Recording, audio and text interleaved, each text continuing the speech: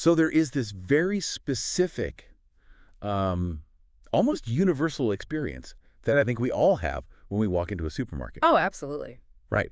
Like you push your cart into the produce section, maybe it's a Whole Foods or, Trader Joe's or just your local grocery store, Yeah. and you're instantly surrounded by these perfect, vibrant displays. The lights are hitting the fruit just right. The misters are doing that theatrical little spray Yet thing. the timed misting. Exactly. And then you just stop. You find yourself standing there, staring down at two baskets of strawberries. And visually, I mean, they're twins, same color, same size. But the conventional basket is like $3.99. And the basket right next to it, the one with the tiny green organic sticker, is $6.99. Which just creates this moment of pure consumer paralysis. I mean, you end up standing there holding these two plastic clamshells, trying to perform a complex risk-benefit analysis right in the middle of aisle one. It really does. It feels like a standoff between your wallet and your well-being. So if you were listening to this and you're standing in that aisle right now, or, maybe just mapping out your grocery list for the week, we are going to figure out what that price difference actually means today. Right. Because for this deep dive, we are pulling from a really substantial stack of research. We've got an in-depth analytical article and some really comprehensive research notes that break down the economics, the health impacts, and the environmental data surrounding organic agriculture. It's a lot of data to sift through, yeah. It is. But our mission is to strip away all that grocery store marketing and the trendy buzzwords. We want to answer one question for you. Are you paying a 20 to 50% markup for a fancy sticker? Or is there like a microscopic world of difference in that $6.99 basket? Well, to get to the bottom of that, we first have to agree on what that little green sticker actually represents. Legally, I mean. Because, organic has really been co-opted as a lifestyle brand. Right, it's on everything now. Yeah, but the USDA organic, or the Canada Organic certifications, they're actually incredibly rigid legal standards. When you see those seals, they are a binding guarantee from the grower. They guarantee the complete absence of three major agricultural tools: Okay, what are those? synthetic pesticides, petroleum-based fertilizers, and genetically modified organisms, or GMOs. So we're essentially talking about a legally enforced boundary around a farm. Like the sticker tells you what was absolutely not allowed onto the soil. Exactly. That absence is the entire foundation of the premium price. And to understand why keeping those things out of the dirt matters so much, we have to look at the chemical reality of conventional farming. Right. So our sources bring in data from the Environmental Working Group, the EWG. I've heard of them, yeah. Yeah, they're a nonprofit research organization. They run independent tests on conventional produce to see what chemical residues are still clinging to the food by the time it reaches your local store. And every year, they publish this list called the Dirty Dozen. Which is basically the fruits and vegetables that test highest for all those residues, right? Exactly. The ones carrying the heaviest chemical load. And what the EWG consistently finds is that every day, popular fruits like strawberries, grapes, peaches, apples, they are right at the very top of that list. We're talking about residues from synthetic chemicals engineered specifically to eradicate living pests, fungi, weeds in the field. Okay, but wait, hold on. Because this feels like a problem with a very obvious, practically free solution. Right. I mean, I own a sink. Right. I just run my apples under the tap. I use a little friction with my thumbs. Maybe I even use like a vegetable wash or some baking soda. Doesn't that just wash the chemicals right down the drain? Why do I need to pay $3 extra if I could just scrub the fruit? Well, that assumes the chemicals are only sitting on the outside of the fruit, like a dust on a windshield. Wait, they aren't. No.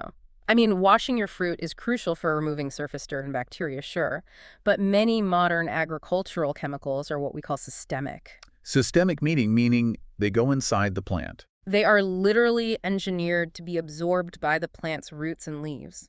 They travel through the vascular system of the crop and actually become part of the cellular structure, the flesh of the fruit itself. Oh, wow. Yeah, you cannot scrub them off because they are baked into the apple. You'd have to wash the inside of the fruit, which is obviously impossible. So that organic premium, you're paying for the assurance that you aren't ingesting those compounds. Okay, that shifts the perspective significantly for me. If these chemicals are inside the cellular structure of a conventional strawberry, what happens when we eat them? Well, the research highlights a really specific concern regarding endocrine disrupting chemicals. Okay. The human endocrine system regulates almost everything: your metabolism, your immune responses, reproduction, your sleep cycles. And endocrine disruptors are synthetic substances that interfere with that exact system. Let's break down how that interference actually happens, because I feel like that term gets thrown around a lot without much explanation. Like, if you think of the cells in your body as having these tiny locks on the outside, and your natural hormones are the keys. When a hormone key goes into a cellular lock, it turns on a process. Maybe it tells your body to burn fat, or to get tired, or to trigger an immune response. That's a great analogy. Yeah. So the endocrine disruptors are essentially fake keys. They're made of synthetic chemicals, but they're shaped just enough like your natural hormones that they can actually jam themselves into those cellular locks. Oh, man. Yeah. And sometimes they turn the lock and send the completely wrong signal at the wrong time. Other times they just, break off in the lock, basically blocking your real hormones from getting in and doing their actual job. So they're just jamming the body's entire communication system. Exactly. I mean, that is the core issue here. Over time, eating these systemic chemicals daily creates what's called a toxin load.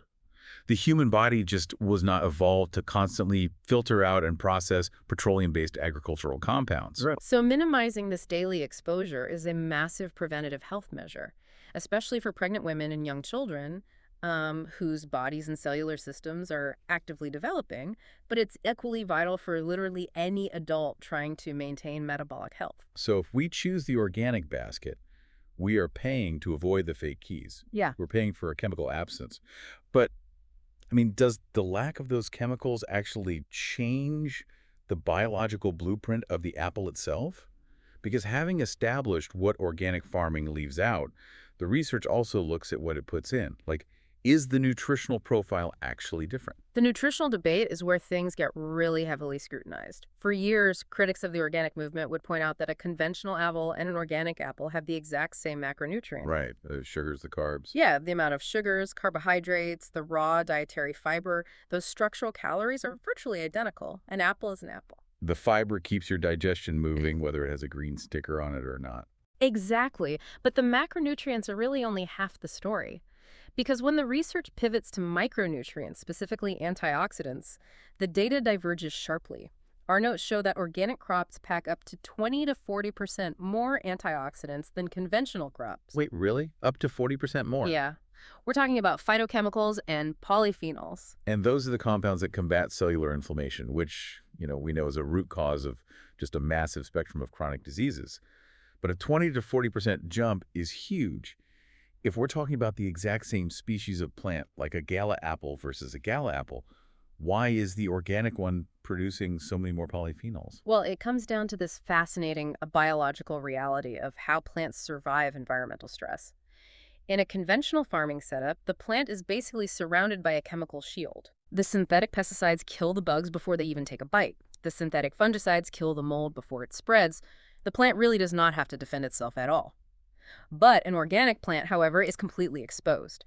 Without those chemical shields, it has to rely on its own natural defense mechanisms to survive insect attacks and harsh weather. Oh, I am picturing this. It's basically like the plant is going to the gym. Yes. The conventional plant lives in this incredibly sheltered environment. It's got chemical bodyguards doing all the heavy lifting. So it gets soft. It doesn't have to put in any effort to survive. But the organic plant is out there fighting off pests itself, getting stronger, and building up its own antioxidant muscles just to stay alive. That is precisely the biological mechanism at play. The plant's natural defense against a pest is to produce higher levels of phytochemicals and antioxidants. You are eating a plant that had to build resilience. And when you consume it, those polyphenols actually transfer that hard-earned cellular resilience to your own body. Which brings up something else the sources mentioned, which I found fascinating, the flavor factor. Because I have definitely noticed this. Sometimes you buy this giant, beautiful, conventional strawberry, you bite into it, and it just tastes like crunchy water. Yes, crunchy water. It has no depth at all. But an organic wild blueberry or like an heirloom tomato often tastes incredibly robust. Yeah, the crunchy water experience is a direct result of conventional farming techniques, because conventional growers often rely on heavy nitrogen fertilizers. And these fertilizers, they stimulate rapid growth by forcing the plant's cells to take on just massive amounts of water. So it swells up. Right, the fruit swells up, it looks huge and appealing on the shelf, and crucially, it weighs more. Since farmers are paid by the pound, heavier fruit is way more profitable. But the flavor compounds and the natural sugars are just getting completely diluted by all that forced water. Exactly. Organic fruits tend to grow a bit slower. They have a slightly lower water content, which naturally concentrates their sugars and flavors. Plus, organic farming relies on highly diverse, nutrient-dense soil microbiomes. Right. They're using compost and crop rotation rather than just dumping synthetic nitrogen onto dirt that's been stripped bare. And that complex soil biology translates directly into the roots, which creates a much richer, more complex flavor profile. Okay, so far we've been looking at this from a very personal lens, right? Like what happens inside our bodies, the immune system benefits, the antioxidant muscles, the better flavor. But if these organic plants are out there fighting for survival in a complex soil microbiome, we kind of need to zoom out Definitely. because the choice between these two baskets of strawberries isn't just a dietary choice for you, it is a massive ecological one. Choosing organic is effectively a vote for soil regeneration, biodiversity, and water conservation. The hidden ecological costs of conventional farming are staggering when you really look at the macro level. I'm looking at these notes on the petroleum-based fertilizers and the synthetic pesticides. If a conventional operation is spraying hundreds of acres of open fields, I mean, those chemicals don't just stay neatly localized on the crops, right? Where does all this stuff go when it rains? It becomes toxic agricultural runoff. The rain just washes those synthetic compounds off the leaves, out of the topsoil, and straight down into the groundwater. And eventually, that runoff makes its way into local North American rivers, lakes, and coastal waterways. Which causes huge issues. Massive issues. The heavy nitrogen load from the fertilizers causes these huge algae blooms which deplete all the oxygen in the water and create aquatic dead zones where literally no marine life can survive.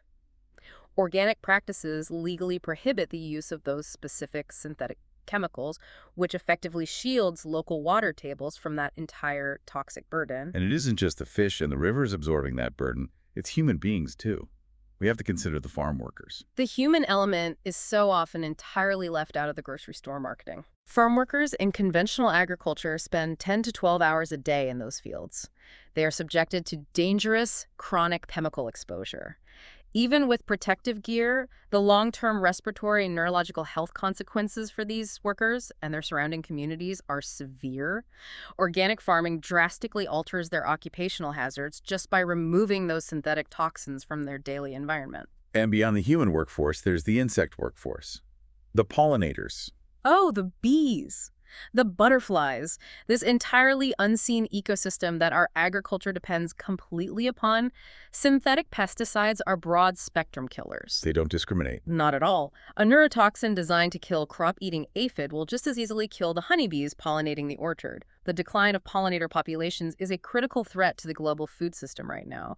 Organic farming actually mandates practices that provide a safe, non-toxic habitat for those crucial insects. Looking at all of this, the dead zones in the water, the health risks to the workers, the threat to the bees, it really makes you rethink that $3.99 price tag. Doesn't it? Yeah. When you pay the extra money for the organic basket, you are essentially subsidizing environmental protection and worker safety right at the cash register. The conventional fruit isn't actually cheaper, it's true costs, like the water treatment, the healthcare for the workers, the loss of biodiversity. They're just being externalized. Yeah. We pay for them, just not at the grocery store. The conventional price is an artificial price. The organic premium is much closer to the actual holistic cost of growing food in a way that doesn't extract from or damage the planet and the people growing it. That is an incredibly compelling argument for the organic sticker. But I want to make sure we stay grounded in reality here, because protecting the waterways and boosting our antioxidants sounds fantastic, but we are all dealing with inflation. Grocery costs are a massive point of stress across the U.S. and Canada. Oh, absolutely. So if you are listening to this and mapping out a finite, very real budget, how do you balance these undeniable benefits without just going completely broke? We cannot let perfection become the enemy of good. And the research is very, very clear on this point. The absolute golden rule of nutrition is that eating conventional fruit is infinitely better than eating no fruit at all. Right. We are not telling anyone to walk past the produce aisle and buy a box of processed crackers just because the organic apples are too expensive. Yeah. The fiber and the vitamins in a conventional apple are still going to benefit your body. Exactly. But if you have a limited grocery budget and you want to maximize your return on investment, if you want to know exactly where to deploy those extra dollars, our sources provide some really specific, actionable strategies. And the primary strategy is what we call the skin rule. Okay, the skin roll, meaning you look at the physical structure of the fruit itself Yeah. to decide if it really needs to be organic. Exactly. You allocate your organic budget strictly toward thin-skinned fruits. Think about berries, cherries, peaches, and grapes. The skin on these fruits is incredibly thin and permeable, meaning pesticide absorption is exceptionally high. This is where you get the absolute most impact for your organic dollar. Okay. Conversely, you buy conventional for thick-skinned fruits. Avocados, pineapples, bananas, kiwis. Oh, it's like evaluating the fruit's natural armor. Yes. An avocado is wearing this thick, leathery suit of armor. The edible flesh inside is naturally shielded from the worst of the chemical sprays, so you can save your money there. But a strawberry doesn't have a coat at all. Its skin is porous, the seeds are literally on the outside, it absorbs everything in its environment, so you deploy the budget to protect the unarmored fruit. The natural armor completely dictates the shopping list. Another major strategy for stretching the budget is the freezer hack. Because if fresh organic berries are completely out of your price range, you just bypass the fresh produce section entirely and head to the frozen aisle. Which is funny because I think a lot of people assume frozen fruit is somehow like less nutritious, like it loses its vitamins in the ice or something. The opposite is often true, actually. Organic frozen berries are highly nutritious because they are flash frozen at peak ripeness. They're picked and frozen on the exact same day, which basically locks in those antioxidants we discussed earlier. Oh, that makes sense. And mathematically, a bag of frozen organic strawberries often costs half the price of the fresh clamshells.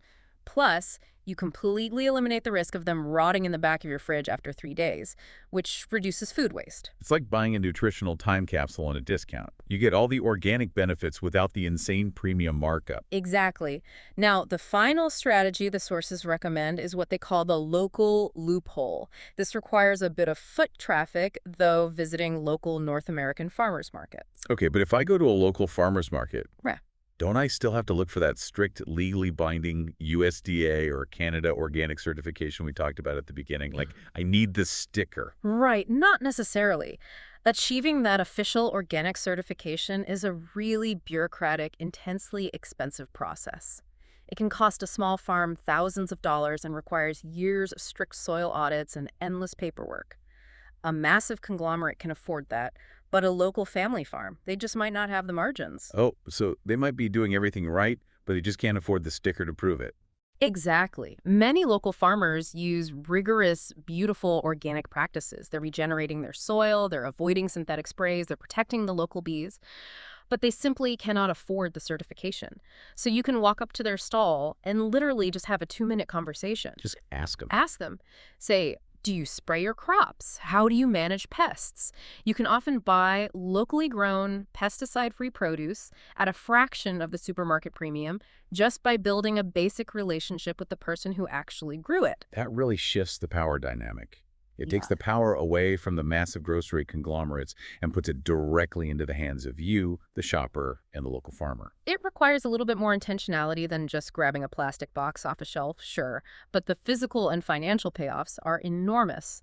So bringing all these threads together, choosing organic isn't just about flashing a luxury status symbol in your grocery cart. It is a very tangible, scientifically backed investment in your own preventative health. Keeping those fake key endocrine disruptors out of your system and packing your cells with the disease-fighting antioxidants that a plant only produces when it actually has to fight for its own survival. And equally important, it is an investment in the ecosystem. It's actively protecting the farm workers, preventing toxic runoff in our water systems, and providing a habitat for the pollinators that literally keep our agricultural system functioning. But it doesn't have to be this all-or-nothing financially crippling choice. You can use the skin rule to protect the unarmored fruit. You can use the freezer hack for cheaper antioxidants. Talk to your local farmers. Every single time you walk into that store, you are voting with your dollar. You are signaling to the market what kind of ecosystem you want to support and what kind of fuel you want running your body's cellular engines. And that concept of the cellular engine brings up a really critical question as we look toward the future. A thought that builds on everything we've uncovered today regarding soil health and plant resilience. Okay, where is this all heading? Well, we know that conventional farming, with its absolute reliance on synthetic chemicals, is actively degrading the natural nutrient density of the soil year after year. The dirt is essentially being strip mined of its biology. Right? So, if this trend continues over the coming decades, will we reach a point where conventional fruits lose their nutritional value entirely? Could the organic premium we agonize over today actually become the bare minimum requirement for nutritional survival tomorrow? Wow. It makes you realize how fragile the system really is. It forces you to think about the literal dirt our entire future depends on.